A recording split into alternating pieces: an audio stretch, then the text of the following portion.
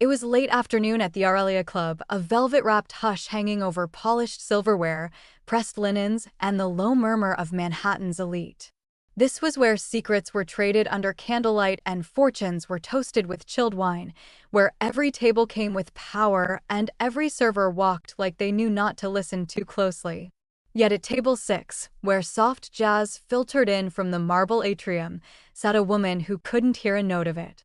Kelly Pacheco, elegant and composed, had long lived in a world without sound and had learned to read rooms better than anyone. Beside her sat her son, Parker, tech mogul and strategist, known for his cold composure and measured tone. He watched everything. He missed nothing. But that day, across the room, someone even more dangerous than he was already watching them. Federico Cattaneo, the name whispered in alleys and echoing through court dockets, was sipping espresso alone. A man forged in silence and raised in fire, he had made empires kneel without saying much at all. No one approached him. Few survived crossing him. And then a waiter spilled a glass of wine. One flinch. One glance. One misunderstood moment, and their 3 lives would never be the same. Because that day, when a feared Mafia boss rose from his chair, he didn't raise his voice. He raised his hands and began to sign. Kelly had lived in silence for nearly 30 years. But she had never been spoken to like this. Before we continue, like this video and comment where you're watching from. Your support helps us bring more exciting stories that you won't want to miss. For a long moment, Federico simply stood there, his hands suspended in the air like they were remembering how to speak. Across from him, Kelly stared with wide, tear-glassed eyes, her hand resting gently on her chest.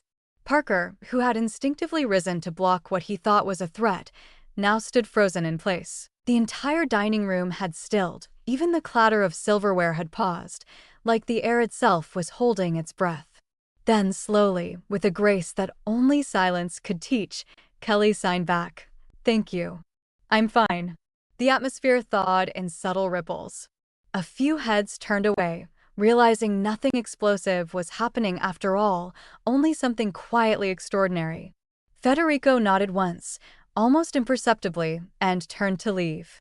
But Kelly reached out, her fingers curling slightly in the air, an invitation. Parker looked at her, then at Federico, his jaw clenched with the tight caution of a man used to protecting more than just his mother's safety. Federico hesitated, then gave a small shrug that looked more like surrender than agreement. He moved toward their table, slow and unthreatening, his posture surprisingly deferential. "May I?" he asked quietly, voice gravel-lined but steady. Kelly nodded with a smile so genuine it momentarily softened every sharp line on Parker's face. With careful precision, Federico took the empty seat across from them and folded his hands like a man at confession. No one spoke right away. Kelly broke the pause by signing. "You sign very well." "Fluent." Federico's gaze flicked to Parker, then back to Kelly. "Used to," he said aloud, then added in sign, "It's been a long time." The table felt like its own universe, not part of the opulent dining hall, but somewhere suspended, where language was half spoken, half remembered. Parker signaled for the waiter, who hovered nervously a few steps away. "Espresso." "For him," Parker said, gesturing at Federico with restrained formality. "And dessert for my mother." The waiter nodded and retreated, clearly relieved not to be part of the scene anymore. Parker turned to Federico then, his tone clipped but civil. "So, who taught you?" Federico didn't answer right away. His eyes lowered, not in shame but in the weight of memory. "My daughter," he said. Just 2 words, but they landed heavy across the linen tablecloth. Kelly's expression changed, something tender and knowing etched itself into her features. She signed gently. She was deaf. Federico nodded. "From birth. Lucia. She used to sign faster than she talked. We used to have whole conversations before breakfast that no one else could hear." His voice cracked a little, but he recovered quickly, staring into the untouched glass of water in front of him. Kelly's hands moved slowly, reverently. She must have been beautiful. Federico smiled faintly, and for the first time, something flickered through his eyes, not power, not intimidation, but warmth. She was light, he said. The only softness I ever allowed near me. Parker shifted in his seat, the words scraping something in him he hadn't expected. She passed 10 years ago, Federico added. Car accident. Too fast. Too sudden. I didn't even get to say goodbye, not with words, not with signs. The silence that followed wasn't awkward, it was sacred. Kelly reached across the table, resting her hand lightly over his in silent solidarity. Parker watched them with a strange ache building in his chest. He had seen his mother go to hundreds of lunches, dinners, galas, always surrounded, yet always separate. Even among people who admired her, she'd often seemed alone. But now, with this man, this dangerous, graying figure from the underworld, she looked more alive than he'd seen in years. And that scared him more than he wanted to admit. I stopped signing after that, Federico said. Couldn't bear it. My hands felt like they belonged to ghosts. He looked up then, meeting Parker's wary gaze. Until today. The words hovered between them, raw and unpolished. Kelly signed. Today, she would be proud. Federico nodded once, swallowing hard. The espresso arrived, steaming, untouched. None of them reached for it. Parker finally leaned back in his chair and exhaled, long and slow. I didn't expect this, Parker said, the first real emotion threading his voice. You. I thought you were someone who didn't understand softness. Federico looked at him, calm and unflinching. I'm someone who lost it. There's a difference. The honesty hit harder than any threat ever could. There was a pause, and then Parker asked, more quietly than before, why here? Why today? Federico chuckled softly, the sound low and almost nostalgic. Because your mother smiled when she walked in. Not many people do anymore. And something about that reminded me of Lucia. Kelly pressed her fingers to her lips, a silent thank you. The waiter returned again, this time with the dessert, a delicate raspberry tart with sugared edges. Kelly nodded her thanks, and Federico smiled gently. Lucia would have liked that. She had a sweet tooth. Couldn't keep her away from pastries. Kelly signed, me too. Especially the ones I'm not supposed to have. Federico laughed, a full, warm sound, completely unrecognizable from the man the headlines feared. For the next 20 minutes, the conversation found a rhythm, half words, half gestures, all memory. Kelly asked about Lucia's favorite signs. Federico demonstrated a few, one for trouble, another for daddy, and a made-up one for dancing that Lucia had invented when she was 4. Kelly shared stories too, about Parker as a boy, his stubbornness, his protectiveness. Even Parker, cautious as ever, relaxed slightly, listening instead of scanning for exits. It wasn't peace, not exactly. But it was something close. Eventually, the check came, discreet, waited, and ignored for the moment. Federico placed a crisp bill inside the folder and passed it silently to the edge of the table. Kelly reached for her purse, but he shook his head, firm but gentle. Let me. I owe you more than a tart. Kelly smiled, but it faded into something softer. She signed, you owe me nothing. You gave me something today I haven't had in years. Federico bowed his head, humbled. Parker cleared his throat, glancing toward the windows. We should go soon. His voice had lost some of its edge. They stood together, slowly, not like strangers rising from lunch, but like old friends brushing against something sacred. Federico looked at Kelly one last time before she turned. She used to say, kindness was the only power stronger than fear, he said, then added in sign. I'd forgotten that. Until today. Kelly reached out, pressed her palm briefly against his cheek, and signed back, so did I. As they walked out of the dining hall, the maitre d' held the door open without a word. A few of the other guests stared. Not in fear, but in something else. Something like wonder. Parker paused by the car, holding the door for his mother, but glancing back. Federico stood by the doorway, hands in his pockets, eyes shadowed with a past that still pulsed. But now, Parker saw something else in him. Not just a legend built in alleyways and bloodlines, but a man who'd once loved a girl who danced without music. A man who hadn't spoken with his hands in 10 years, until his grief finally met someone who understood. And grief, when understood, has a way of becoming something else entirely. Parker had always seen the world in terms of angles: protect, deflect, advance, retreat. It wasn't cynicism exactly, it was calibration. When you grew up watching your mother be ignored, underestimated, or spoken over in every room she entered, you learned how to read people before they got too close. You memorized the way someone's eyes twitched when they were about to patronize her, or the way their voices softened, not out of kindness, but condescension. And so, from a young age, Parker made a quiet promise: no one would ever make his mother feel small again. That promise had hardened into a wall over time. Not just around Kelly, but around himself too. He didn't let people in easily. Empathy was a tool he used for branding, not bonding. Even now, as he drove silently through the city after lunch with Federico, his mind wasn't replaying the warmth of his mother's smile. It was running surveillance on the man who put it there. He'd seen men like Federico before. Or at least, he thought he had.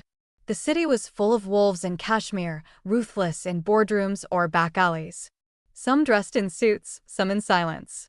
But Parker couldn't shake the feeling that something about Federico didn't align with the headlines, and that made him even more dangerous. That night, he stayed up late scrolling through archived articles, declassified files, and chatter from obscure forums. Federico Cattaneo was not a ghost. He was a storm that the city had learned to fear and then forget. Ties to racketeering in the early 2000s, suspected arms deals, money laundering that spanned 3 continents, and yet no single conviction had ever stuck. The file read like a legend, not a man. But then Parker saw something odd: a 6-year gap in activity following the year 2011. He zoomed in. 2011, the year Lucia died. No confirmed sightings. No arrests. No underground activity traced back to him. Parker leaned back in his chair, surprised. For a man with a reputation for control, Federico had disappeared completely, almost like he'd stopped being himself for a while. Digging deeper, Parker found an article buried in an old regional blog from upstate New York. It mentioned Federico Cattaneo attending grief counseling sessions under an alias. The group leader, quoted anonymously, had said he was quiet. Said he lost his daughter. Said he didn't want to be who he was anymore. Parker blinked, unsettled. He hadn't expected to find remorse in the margins. He brought it up the next morning while making tea for his mother. Kelly sat at the kitchen island, flipping through the newspaper, her reading glasses perched low. "You know he vanished for almost 6 years after Lucia died?" Parker asked, stirring his cup. "Barely any trace. I thought maybe he was in hiding. But I think he was just lost." Kelly didn't look up. She simply said, "Grief has a way of scattering even the strongest foundations." Her voice was calm, but there was a tremor behind it, the kind that comes from lived experience. Parker looked at her more closely. "You believe him?" he asked. "About everything?" She finally looked up then, her eyes clear and steady. "I don't know everything about him, Parker. But I know what it means when someone speaks a language they haven't used in a decade and means it." He didn't answer, just let her words hang there. But something in his chest shifted. Later that afternoon, Parker drove to the neighborhood where Federico once lived. It wasn't what he expected: no fortress, no armored gates. Just a modest brownstone near Riverside Park, faded brick and ivy curling up the sides. He asked a few discreet contacts about the place. One retired detective told him that house went dark after his kid passed. No lights. No movement. It was like the heart of the city stopped beating there. That night, Parker couldn't sleep. His mind looped images of the lunch table, his mother laughing, Federico's hands moving like they still remembered lullabies. Parker had always seen himself as the barrier between his mother and harm, the gate that kept sorrow at bay. But maybe, just maybe, he'd also been a gate that kept healing out. By the 3rd day, he called in a favor, a contact from his time consulting for cybersecurity firms who once worked a side job in surveillance. "Anything weird on Cattaneo in the last 5 years?" he asked. The contact chuckled. "Weird? Only that he tried to go clean." Parker sat up straighter. "Explain." "Word is, he backed out of an arms deal. Said he was done. Even gave up territory. But it didn't stick. Not because he couldn't, but because the other players wouldn't let him. It's not easy to leave when people benefit from your shadows. Parker hung up and sat in silence for a long time. It was easy to paint a man as a villain when you only looked at the loudest chapters of his life. But the quiet ones, the ones written in grief, in withdrawal, in attempts to change, those were harder to ignore now. The next morning, he brought his mother coffee and sat beside her on the sun-drenched porch. "Do you think people can change?" he asked. She took the mug with a smile and answered without hesitation. "I think people who've lost everything often change the most." Then she added, "Why? Did he say something?" "No," Parker replied. But his silence did. He didn't tell her about the files, or the failed redemption arc, or the way Federico had, against every stereotype Parker had ever learned to trust, stepped out of darkness long before that lunch and had simply never been invited back in. He looked over at her, this woman who had been written off by so many, yet had built a life of grace and clarity without a single spoken word. He realized then how often he'd tried to shield her not from danger, but from connection. Because he was scared it would be real, and then it might be gone. "People who know pain are often better at showing love," she said gently, echoing something she had once told him as a child. "And people who haven't known loss often mistake it for weakness." Parker didn't argue. For once, he just listened. And in that moment, a different kind of wall began to shift inside him. Not all the way down, but enough for light to slip through. Have you ever misjudged someone based on their reputation, only to discover a story that changed your perspective? If so, what did it teach you? Share your thoughts in the comments below. We'd love to hear your story of unexpected redemption. The invitation was handwritten, thick paper, black ink, and Kelly's neat cursive looping across the center. "Dinner. Just us. No noise, no pressure. K." Federico held the card in his fingers longer than he meant to, tracing the corners as if it were a note from another life. He hadn't been invited to anything without expectations in over a decade. Most invitations he received came with hidden motives or silent threats. But this was just dinner. He arrived 10 minutes early, wearing a charcoal jacket and the quiet restraint of a man who didn't know how to show up gently but was trying anyway. Kelly opened the door with a smile that made the room feel warmer than the autumn air outside. No entourage, no security detail, no show of power, just an aging Mafia boss on a doorstep, holding a bottle of wine he wasn't sure she would drink. Her dress was simple, soft blue, pearls at her neck, and yet something about her posture made her look more regal than anyone he'd ever met in his old world. She signed without hesitation, "I'm glad you came." The living room smelled faintly of lavender and fresh-baked bread. Candles flickered across the mantel, casting a soft glow over framed photos and books that lined the shelves. Federico moved carefully, aware that every inch of this space was curated by a woman who valued thought over extravagance. On a side table sat an old photo of Parker as a child, missing front teeth, hands midair in what looked like an attempt at signing something silly. Federico smiled and gestured toward it. "He was always like that?" Kelly laughed silently, then signed, "Bossy. Protective. Heart bigger than he admits."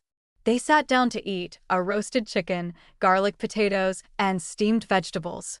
It was the kind of meal that didn't need conversation to feel full.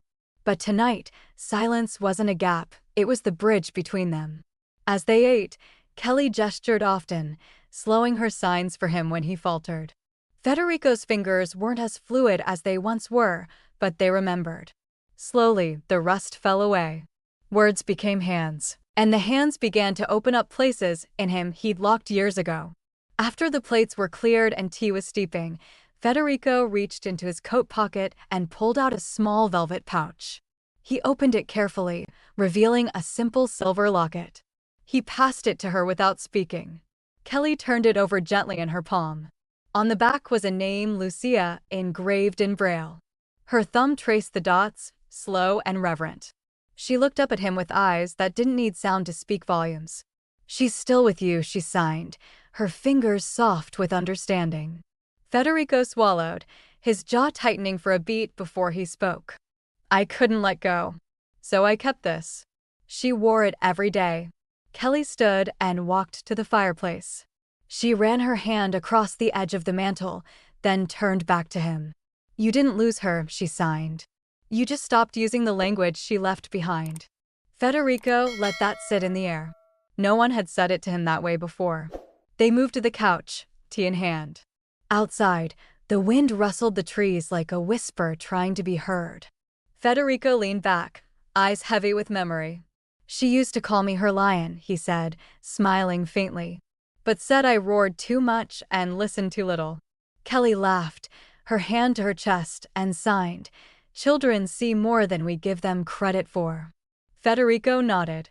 Lucia was all eyes and heart. She'd ask questions with her hands I didn't know how to answer.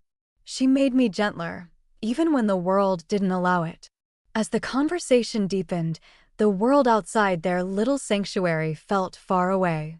They spoke of grief and guilt, of silence and its many meanings. Kelly told him about the night she lost her hearing completely, how a virus had taken her world of sound, but also how it gave her a new way to listen.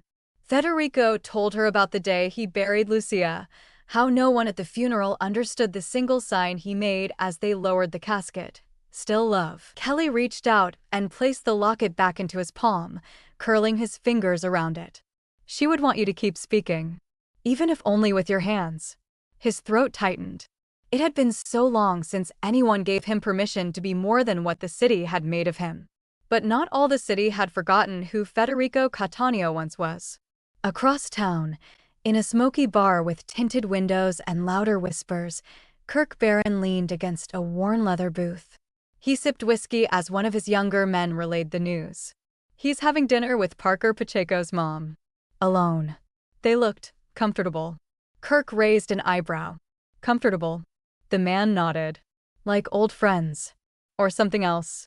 Kirk swirled his glass, watching the amber liquid spin. "Cattaneo playing house now? Or is he slipping?" Another man leaned in. "Word is, he signed to her. Fluent. Not a threat. Not business. Just personal." The table fell quiet. Kirk's jaw twitched. "So the lion has learned to purr." He drained his glass. "That makes him vulnerable." A long pause. Then, cold and clipped, "It's time we reminded Federico what happens when you let your guard down."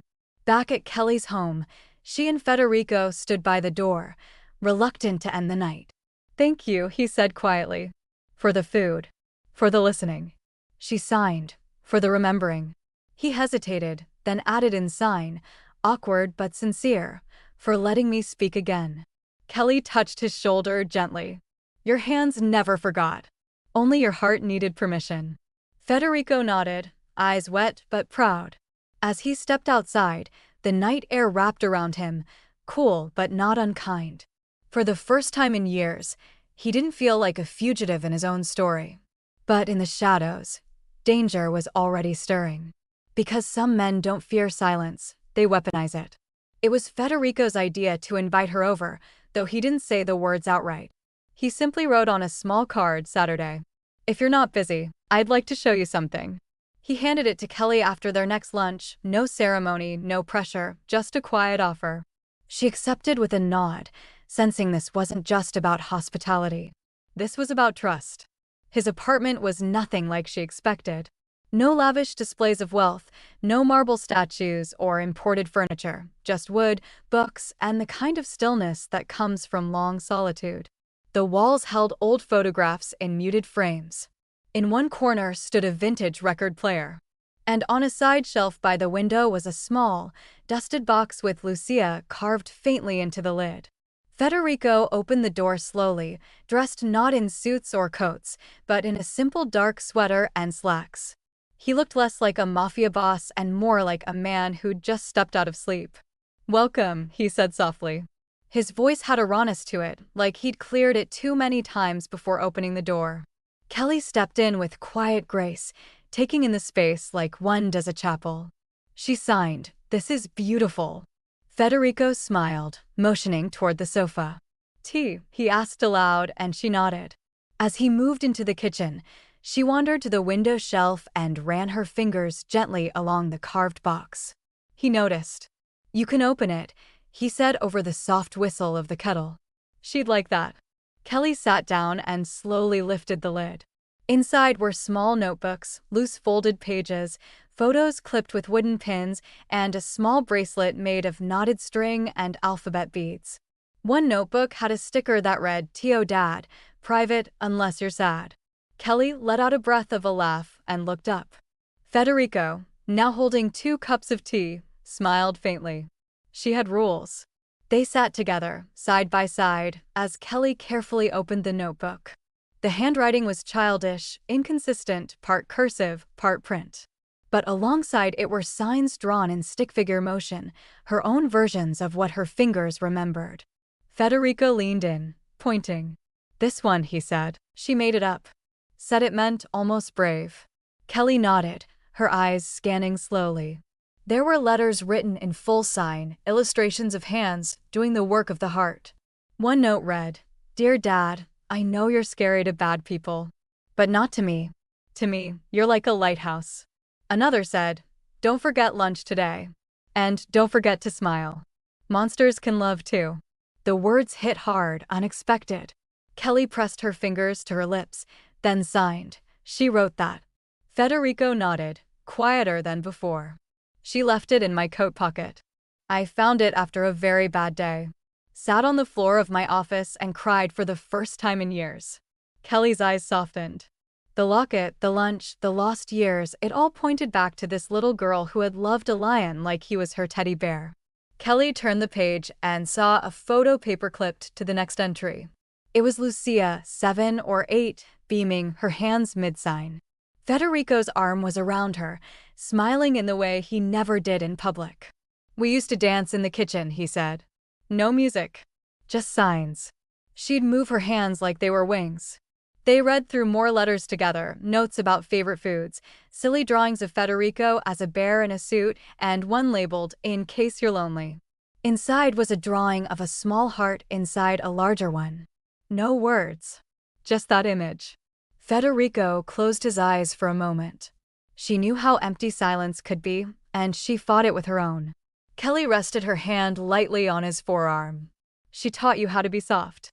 That's not weakness. That's rare." He nodded but didn't speak. Sometimes, silence was the only language grief still understood. Later, she wandered to a bookshelf where several of Lucia's books still sat, children's novels, old schoolwork, and a copy of The Little Prince with worn corners. Federico watched her from the kitchen, letting her explore, not interfering. There was something sacred about seeing someone move through your memories without judgment. When she pulled out a small stack of index cards, each with a sign and word translation, her breath caught. "She taught herself," Federico said behind her. "Taught me too. She wanted us to have our own language." They returned to the couch and spoke more about parenthood, loss, and what it means to carry someone you can't see. Federico told her about the night he almost didn't come home, about the moment he realized the only reason he wanted to survive was because Lucia had left too soon, and he couldn't let her be forgotten. "I thought revenge would fill the silence," he said. But it only made it louder. Kelly looked at him, truly looked. She no longer saw the name feared by the city, or the man whose past was written in ink and blood. She saw a father who had been loved fiercely, by someone who knew him before the world taught him to roar. And somewhere in her own chest, something shifted too. Maybe healing wasn't a one-way street. Maybe it was something you offered together, from the broken pieces forward. When she finally stood to leave, Federico walked her to the door. Neither of them rushed. She turned before stepping out and signed, "I think she'd be proud." You remembered her without letting the pain win. Federico looked at her, eyes wet. "You remind me of her," he said. "Gentle, but sharp where it matters." As she stepped outside into the crisp evening air, Kelly felt something she hadn't in a long time, a sense of beginning. And behind her, Federico closed the door not to shut her out, but to let her memory echo through the quiet one more time. What's the one thing someone you lost taught you, and how have you kept their memory alive? If you found a piece of yourself in this story, tell us in the comments. We'd love to hear the letters, drawings, or moments you've held on to. The more Federico softened around Kelly, the more the city's shadows began to notice. Word spread through back channels and alleys like wildfire. Cattaneo's not what he used to be. They said he laughed too easily now. Walked slower. Spent more time sipping tea with an heiress than handling his business. No one spread those whispers faster or more deliberately than Kirk Barron. Kirk had waited a long time for Federico to drop his guard. He was younger, flashier, and crueler in ways that didn't look violent until it was too late. His empire had always lived in Federico's shadow, tolerated only because Federico let it. But now, sensing weakness, Kirk saw a throne half empty and decided it was time to rise. He's out here signing bedtime stories to billionaires, he told his men with a smirk. Cities forgotten who really hold the blade. Meanwhile, Federico had no idea just how loud the whispers had become. He spent more time with Parker and Kelly now, sometimes over long lunches, sometimes over shared stories, sometimes just in comfortable silence. He hadn't imagined it possible, this kind of life, unguarded, unhurried, unarmed. It felt foreign, almost indulgent, to walk through a day without calculating his every move. And yet, it felt good. One morning, Parker showed up at Federico's door unannounced. He was wearing the look of a man who'd just read too many reports in a row. "You need to hear this," he said, handing Federico a manila folder. "Baron's been talking." Loudly. Federico flipped through the pages, photos, transaction notes, intercepted quotes. Parker crossed his arms. "He's calling you soft. A relic. Someone who forgot what street you came from." Federico sighed, but didn't flinch.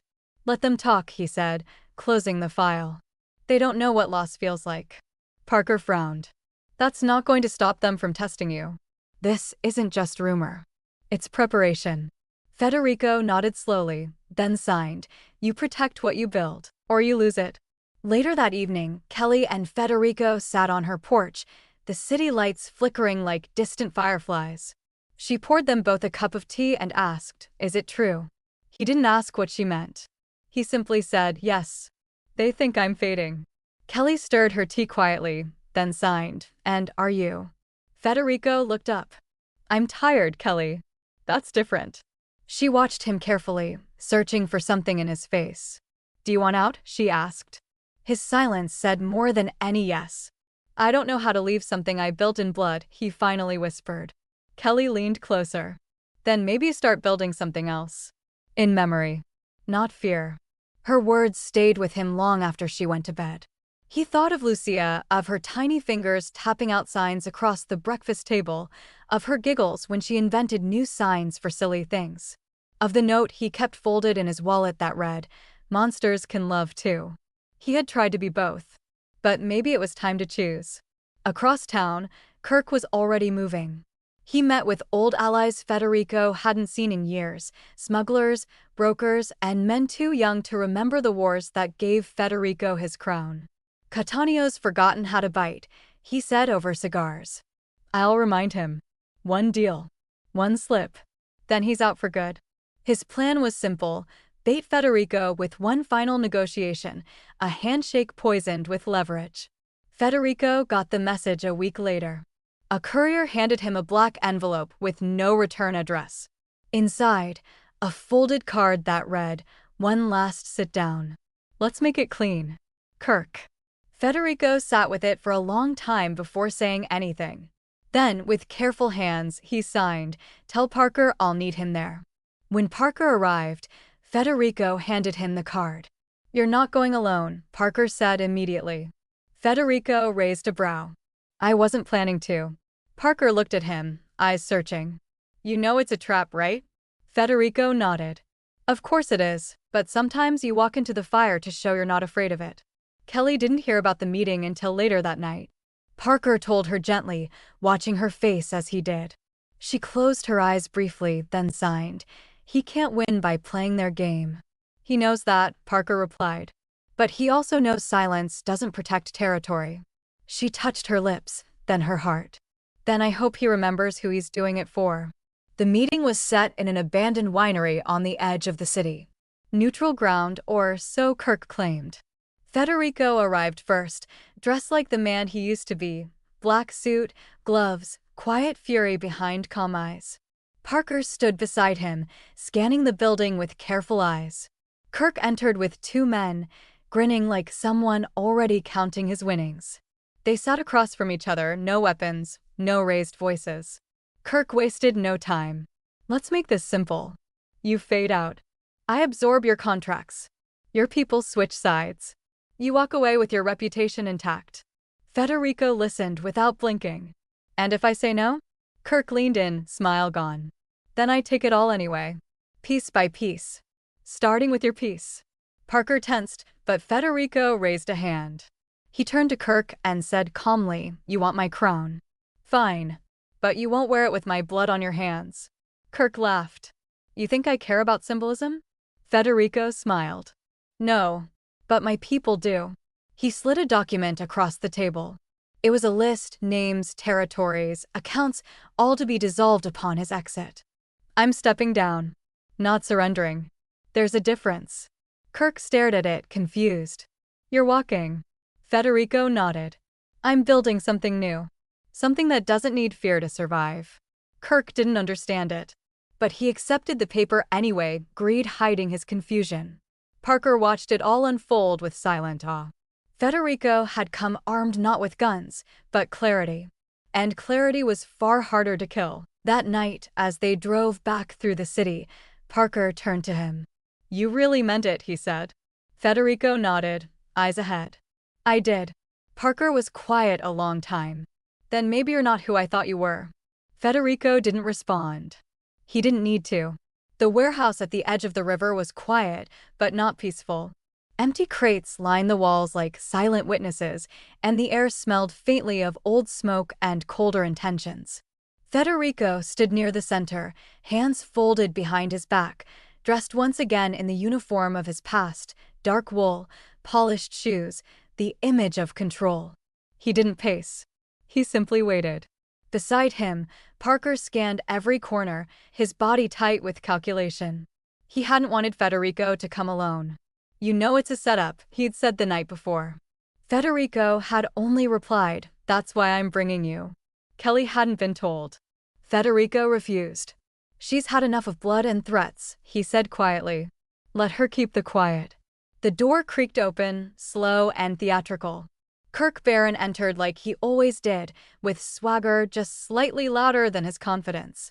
Two men flanked him, their jackets too heavy for spring. Parker's eyes clocked them immediately, bulges near the waist, shoulders tensed. "You brought guns to a peace meeting?" he muttered. Kirk smirked. "I brought caution."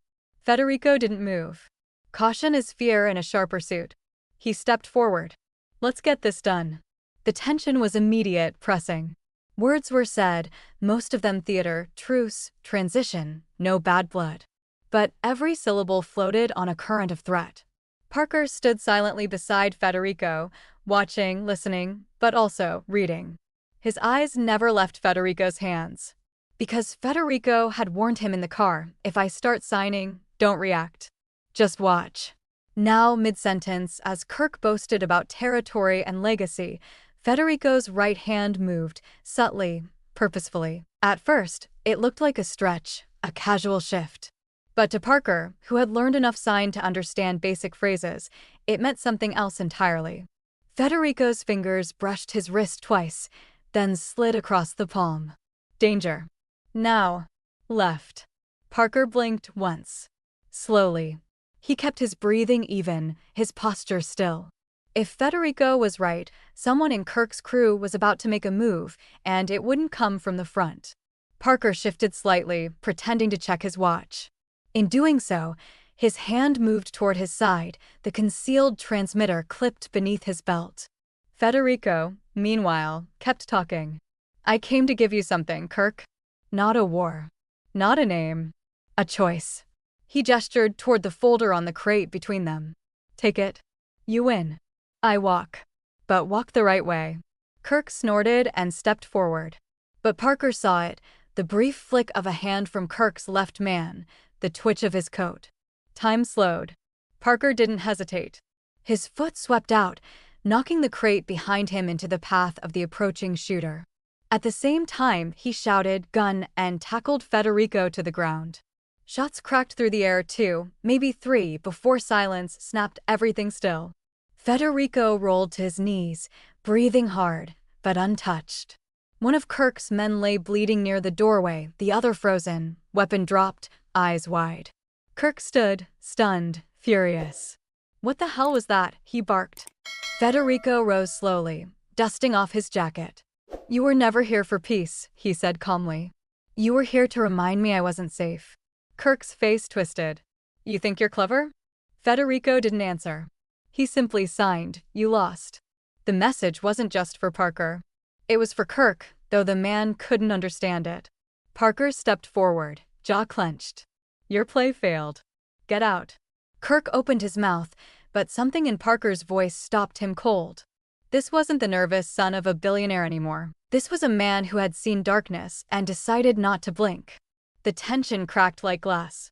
Kirk turned to leave, cursing under his breath.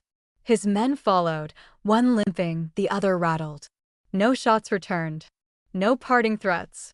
Just the sound of boots retreating and the soft creak of the warehouse door closing behind them. Silence fell, heavier than before. Parker turned to Federico.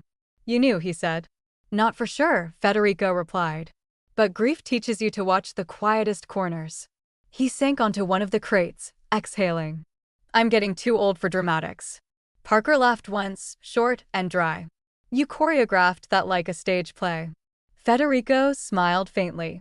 "Sometimes the most dangerous thing you can do is speak without saying a word." He looked at his hands. "She taught me that." They sat there in the quiet, two men who had once only known how to build walls with force, now finding strength in subtlety. Outside, the wind stirred dust across the empty lot.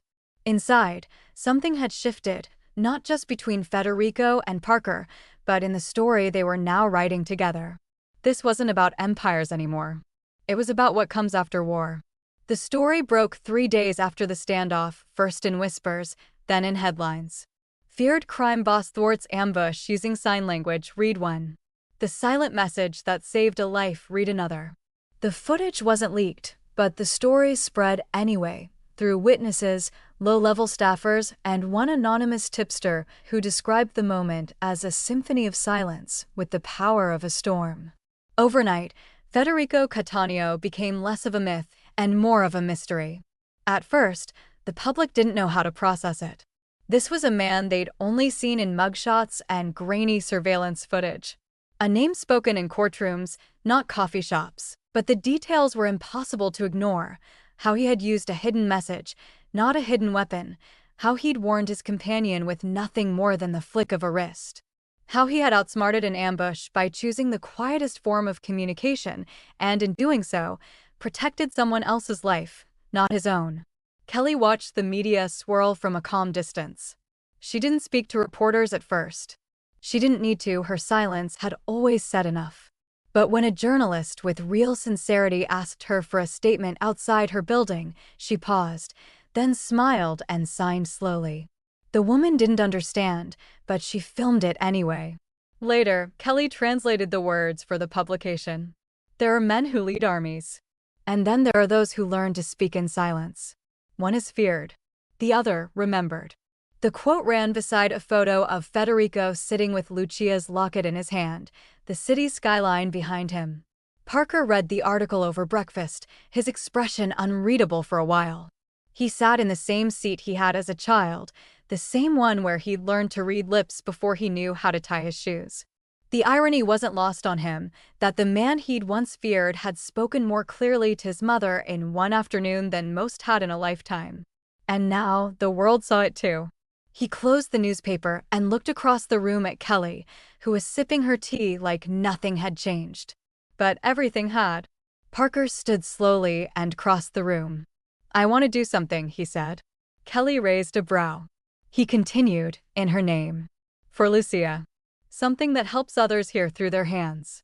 Kelly nodded slowly, a warmth settling in her chest. She signed, "Then do it with your heart, not just your resources."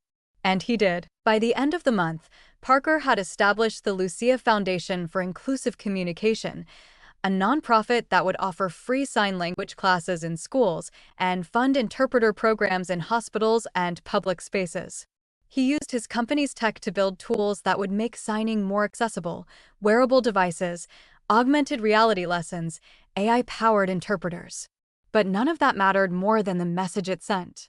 This wasn't just about innovation. It was about acknowledgement. Federico showed up unannounced at the Foundation's soft launch. He wore no suit, no dark glasses. Just a quiet expression and hands that trembled slightly as he accepted the program brochure. Parker walked over to him, unsure of what to say. Federico spoke first. "She would have liked this." Parker nodded. "We all would have liked her." There was no dramatic hug, no swell of music. But there was something unspoken that passed between them, a weight exchanged, a wound acknowledged. Federico placed a small silver coin on the donation table, not for value, but symbolism. "It's hers," he said softly. "She used to say coins had memories." Parker smiled faintly. "Then this place will remember her." The media continued to buzz, of course. Some still called Federico a criminal. Others called him reformed. But most, surprisingly, simply called him complicated, and for once, that label didn't feel like a scarlet letter. Kelly watched it all unfold with the serenity of someone who had spent years learning that silence wasn't absence, it was presence in another form. One evening, a local news anchor invited Kelly for an interview. She sat in front of a soft blue backdrop, calm and poised. The interviewer asked, "What changed your mind about Federico Cattaneo?" Kelly signed her answer. He didn't ask for redemption. He just spoke love in a language most people never learned. Later that week, a mural appeared in a quiet alley near the Aurelia Club. It depicted Federico, not in power, but in peace, seated beside a small girl, their hands mid-sign. Below them, words written in two scripts, English and ASL. "Monsters can love too." No artist claimed credit. No one needed to. Back at home, Kelly placed a framed photo on her shelf, one of her and Federico, side by side, mid-laugh. It wasn't a statement. It wasn't defiance. It was gratitude. A reminder that some stories aren't about revenge or absolution, but about remembering how to speak when words no longer work. And Parker? He no longer saw Federico as a threat. He saw him as family. Not the kind you're born into, but the kind you choose when the world surprises you, when you discover that even the coldest hands can carry warmth, when given the chance to hold again. Can someone's past ever be outweighed by the love they choose to show in the present? Tell us what you think in the comments, and make sure to subscribe so you don't miss what's next. The note was written on thick parchment, folded cleanly, and placed just beneath the small ceramic teacup Kelly always kept on her kitchen windowsill. There was no envelope, no signature, just her name in neat, deliberate cursive and 3 simple words beneath it: "You gave me back my hands." She stood in her kitchen reading it twice, then a third time, her breath shallow but steady. The morning sun filtered through the blinds like gold dust, and somewhere deep in her chest, something quietly broke and quietly mended. She didn't need more words. She knew what it meant. Federico was gone. No warning, no farewell. No lingering shadow, no cryptic trail of whispers left behind. Just silence, not like the kind that follows conflict, but the kind that follows peace. The kind that says, "I've said all I needed to say." It was Parker who found the second note, taped to the inside of his office door at the Lucia Foundation. It wasn't emotional. Federico wasn't one for flourishes. It simply read, "You know what this place needs. Now go build it. F." Underneath the message was Lucia's locket, placed gently atop the Foundation's cornerstone donation book. Parker stared at it for a long time, his fingers brushing the smooth silver. There was no doubt in his mind that Federico had meant every word. He hadn't left because he was afraid. He had left because, finally, he no longer needed to fight. And for a man like Federico Cattaneo, that was the greatest victory. Kelly arrived at the Aurelia Club the next day, just as she had done countless times before. The maitre d' greeted her with a bow, his voice quieter than usual. "Table 6 is ready, Miss Pacheco," he said. No one asked where Federico was. They all knew, or rather, they all understood. Some men didn't leave loud. She sat at their usual table, alone but not lonely. The linen cloth was pressed. A single white rose rested in a thin crystal vase at the center of the table.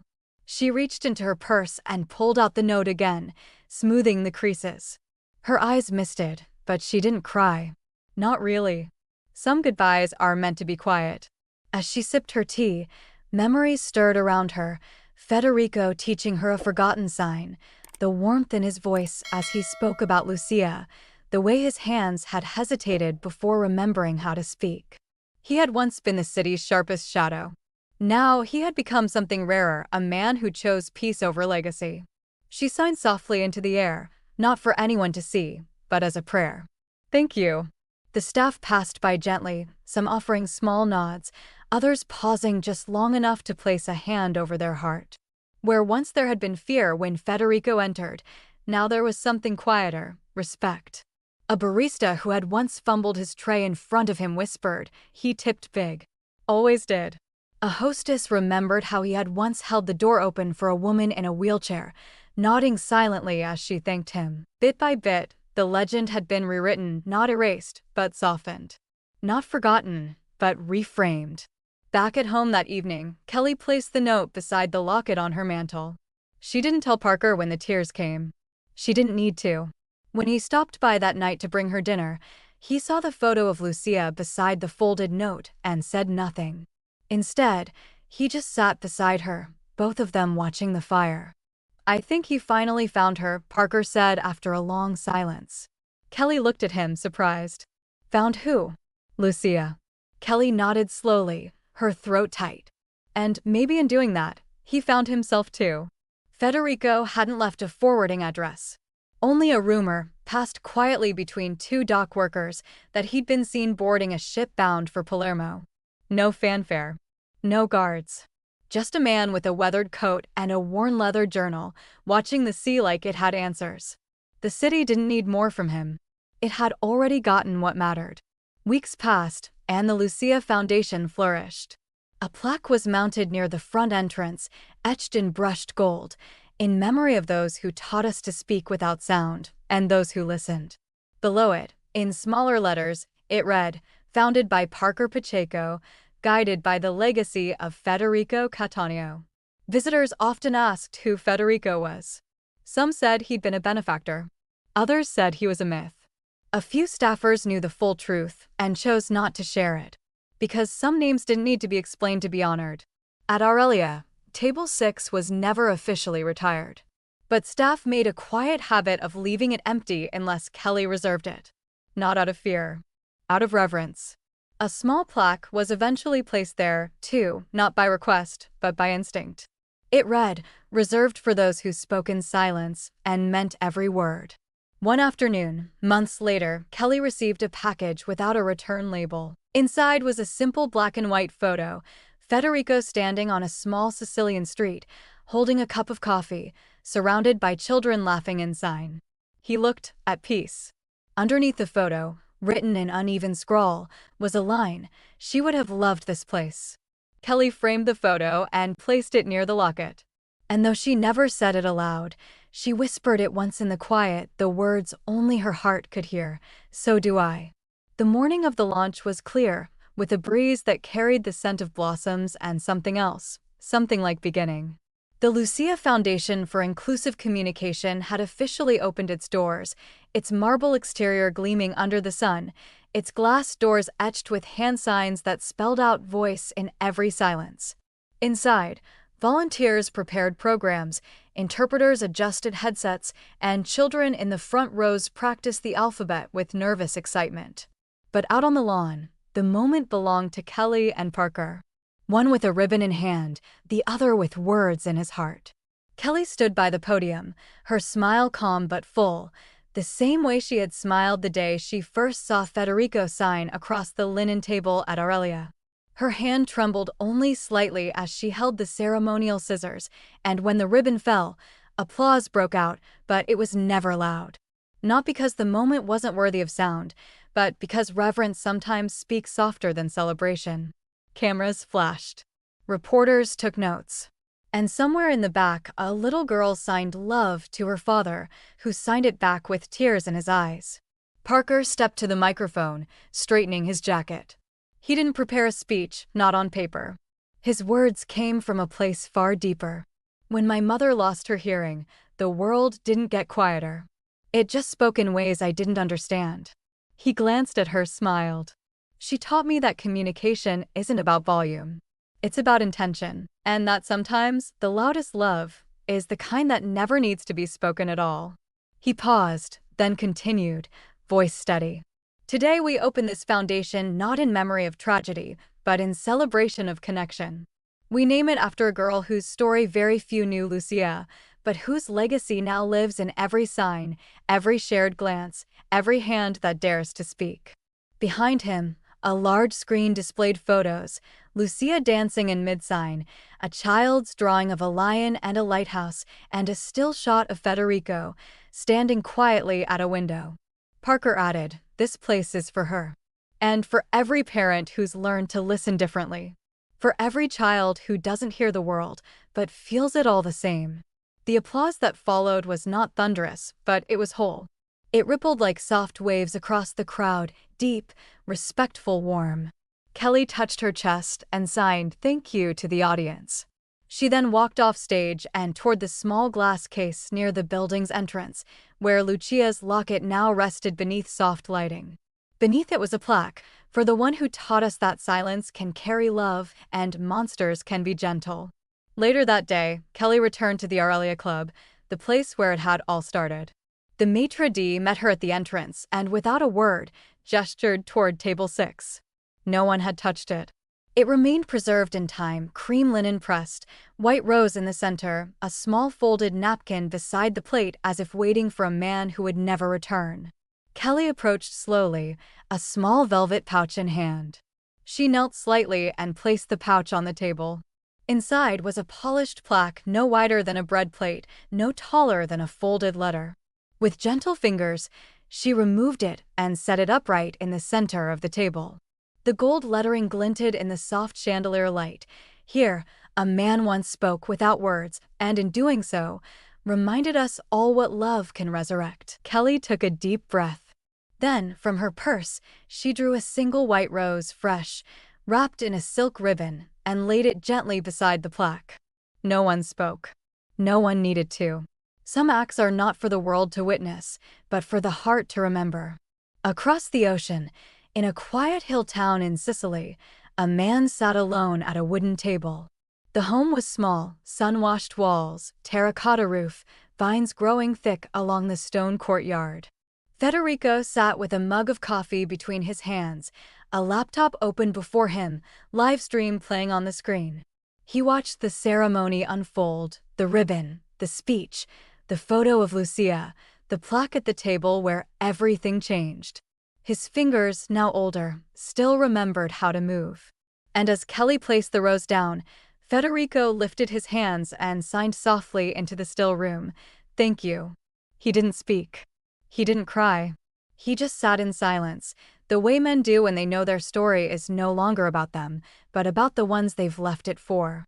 Behind him, wind rustled the linen curtain. On the windowsill rested a framed photo, Lucia at age 8, hands mid-sign, smiling so wide her eyes nearly vanished. And beside it, a folded note in Kelly's handwriting, "You gave us something louder than sound." Federico leaned back, closed his eyes, and breathed deep. No guards. No ghosts. Just peace. He'd silenced rivals with a glance. But that day, his silence healed a stranger, and no one saw it coming. Thank you for listening to this story until the very end. There's another interesting one on your left screen that I think you'll really enjoy.